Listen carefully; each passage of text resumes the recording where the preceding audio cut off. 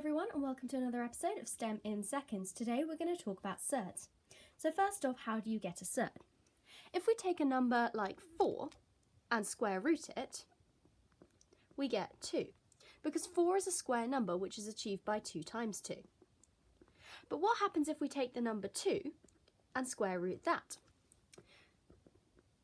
2 is not a lovely square number, and as it happens, root 2 is equal to 1.4142113 ...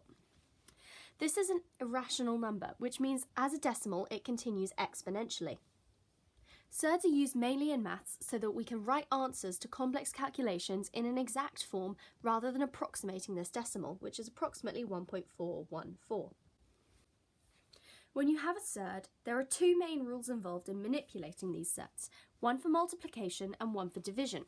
And these are that the square root of AB is equal to the square root of A times the square root of B, and that the square root of A divided by the square root of B is the same as the square root of the fraction A divided by B.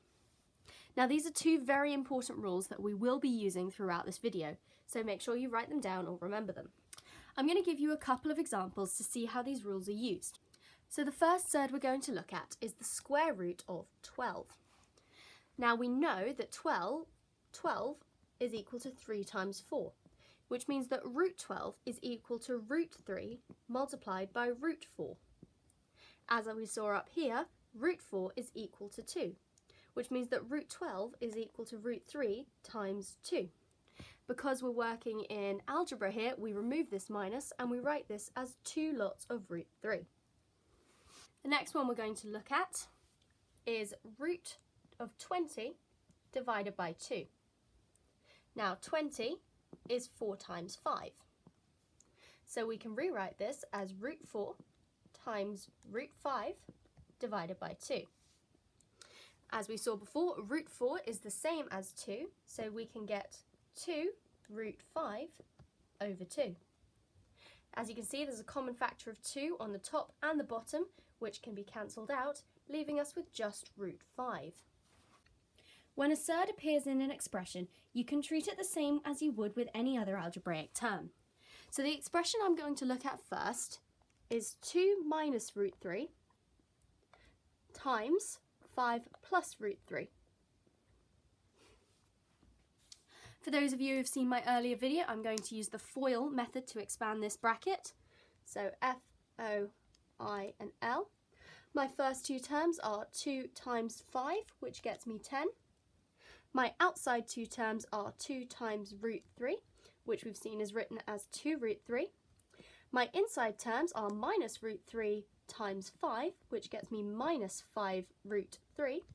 And my last 2 terms are minus root 3 times root 3, which get me minus 3.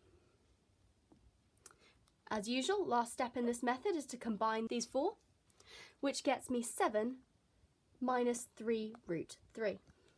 So that's a method you're very familiar with. I now have a practice question for you to try on your own, and that is 5 root 6 minus 2 root 24 plus the square root of 294.